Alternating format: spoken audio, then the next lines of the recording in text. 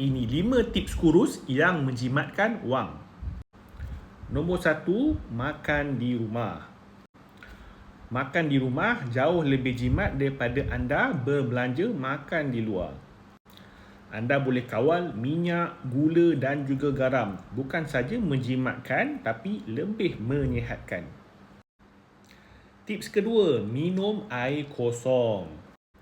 Air kosong jauh lebih murah berbanding air yang manis ataupun bergula. Sesetengah kedai juga menyediakan air kosong percuma jika anda self-service sendiri. Tips ketiga, buat senaman percuma seperti berjalan, seperti menonton video senaman dalam YouTube dan sebagainya.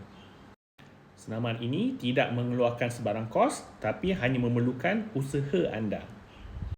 Tips keempat, apabila nak makan di luar, kongsi makanan dengan family atau rakan-rakan anda. Cara ini menjimatkan wang anda dan juga mengurangkan kalori yang masuk dalam tubuh badan anda. Tips kelima, kawal portion makanan anda. Tak kira sama ada anda makan di rumah atau makan di luar, kawal portion. Makan ikut suku-suku separuh. Tak perlu tambah lauk, tak perlu tambah nasi, tak perlu tambah apa yang lebih daripada yang sepatutnya anda makan.